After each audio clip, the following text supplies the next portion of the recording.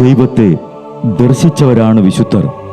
ആ വിശുദ്ധരോടൊപ്പം മാലാഖമാരുമായി സ്വർഗീയ ആനന്ദത്തിൽ ആയിരിക്കുന്ന ഞങ്ങളുടെ വാത്സല്യനിധിയായ അമ്മ ത്രേസ്യാളിൻ്റെയും പ്രിയ സഹോദരങ്ങളായ മണിദാസിൻ്റെയും ബ്രൈറ്റിൻ്റെയും പാവന സ്മരണയ്ക്ക് മുൻപിൽ ബ്രൈറ്റ് ഗ്രൂപ്പ് ഓഫ് അക്കാഡമീസ് പ്രാർത്ഥനാപൂർവം സമർപ്പിക്കുന്നു ഇന്നത്തെ വിശുദ്ധർ. അവതരണം അനിൽ കുഴിഞ്ഞകാല. ആശയം മുത്തയ്യൻ ആൻഡ് സെലിൻ പ്രിയ. സംവിധാനം സ്റ്റെനി ആൻഡ് സ്റ്റെനിച്ച്. ഇന്നേ ദിവസം തിരുസഭ മാതൃകയായി നൽകിയ വിശുദ്ധരെ അനുകരിച്ച് പ്രാർത്ഥനയോടെ ആ പാത പിന്തുടരുന്ന നിങ്ങൾക്കേവർക്കും കർത്താവിൻ്റെ തിരുമുഖം ദർശിക്കാൻ കഴിയട്ടെ എന്ന പ്രാർത്ഥനയോടെ ഞാൻ നിങ്ങളുടെ സ്വന്തം ജസ്റ്റിൻ. ഇന്ന് ജൂലൈ 10, 7 സഹോദര രക്തസാക്ഷികളും അമ്മ പെലിച്ചിത്താസിൻ്റെയും തിരുനാൾ.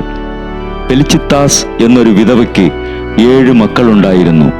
ഭർത്താവിൻ്റെ മരണശേഷം ഈ വിധവ തൻ്റെ മക്കളെ പ്രാർത്ഥനയിലും ഉപവാസത്തിലും ദൈവഭക്തിയിലും വളർത്തിക്കൊണ്ടുവന്നു. ഇവരുടെ സന്മാതൃക കണ്ട് വിജാതീയർ പലരും ക്രിസ്തുമതം ആശ്ലേഷിക്കാനിടയായി. ഇത് വിജാതീയ പുരോഹിതന്മാരെ പ്രകോപിപ്പിക്കുകയും പെലിച്ചിത്തായ്ക്ക് എതിരായി ചക്രവർത്തിയുടെ അടുക്കൽ അവർ ആവലാതിപ്പെടുകയും ചെയ്തു. അവളുടെ ക്രിസ്തുമത ഭക്തി ദേവന്മാരുടെ ആരാധനയിൽ നിന്ന് ജനങ്ങളെ അകറ്റുന്നതിനാൽ ദേവന്മാരുടെ സഹായം സാമ്രാജ്യത്തിന് ഇല്ലാതായിക്കൊണ്ടിരിക്കുന്നു എന്ന് അവർ പരാതിപ്പെട്ടു. ഈ സ്ത്രീയോടും മക്കളോടും ദേവന്മാരെ ആരാധിക്കണമെന്ന് ചക്രവർത്തി ആജ്ഞാപിച്ചാലേ സാമ്രാജ്യത്തിന് ദേവന്മാരുടെ അനുഗ്രഹമുണ്ടാവുകയുള്ളൂ എന്ന് അവർ വാദം മുഴക്കി. പുരോഹിതന്മാരുടെ ഇഷ്ടം നിറവേറ്റിക്കൊടുക്കാൻ റോമായിലെ പ്രീഫെക്റ്റായിരുന്ന പുബ്ലിയൂസിനോട് ചക്രവർത്തി ആജ്ഞാപിച്ചു. അദ്ദേഹം പെലിച്ചിത്തായെയും 7 മക്കളെയും അറസ്റ്റു ചെയ്തു. മധുര വാഗ്ദാനങ്ങൾ ഫലിക്കാതെ വന്നപ്പോൾ പ്രീഫെക്റ്റ് പറഞ്ഞു, പെലിച്ചിത്ത, മക്കളോട് ദയ കാണിക്കുക. അവർ യുവാക്കളാണ്.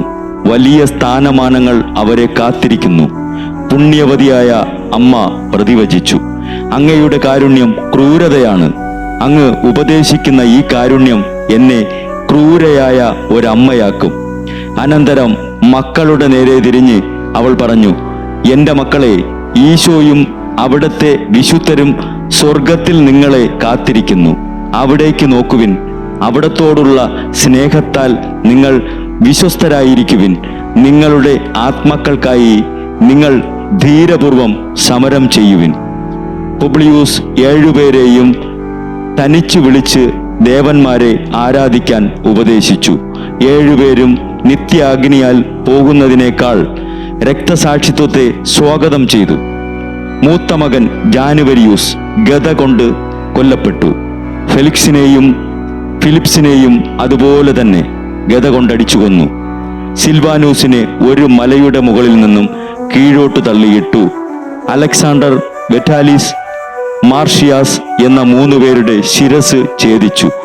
4 മാസങ്ങൾക്കു ശേഷം അമ്മയെയും അങ്ങനെ തന്നെ വധിച്ചു. ധീര രക്തസാക്ഷികളായ വിശുദ്ധരെ, ഞങ്ങൾക്കു വേണ്ടി അപേക്ഷിക്കണമേ.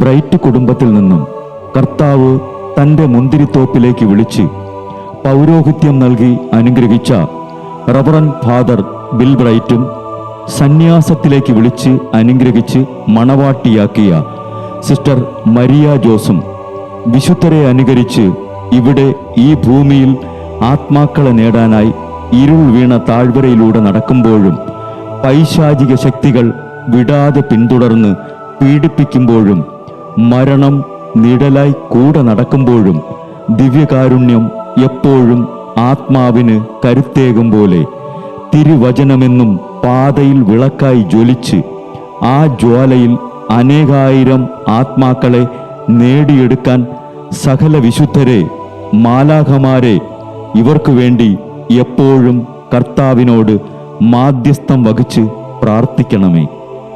അനുദിന വിശുദ്ധർ നടന്ന വഴിയെ നടക്കുന്ന ഇവർക്ക് പിന്നാലെ കൽപ്പനകൾ പാലിച്ച് കരുത്തോടെ നടക്കുന്ന ഞങ്ങളും ഞങ്ങളുടെ പ്രിയപ്പെട്ടവർക്ക് അരികിലെത്തി നിത്യസൗഭാഗ്യം പങ്കിടാൻ അനുഗ്രഹമരുളണമെന്ന് കർത്താവെ, അങ്ങയോട് ഞങ്ങൾ പ്രാർത്ഥിക്കുന്നു.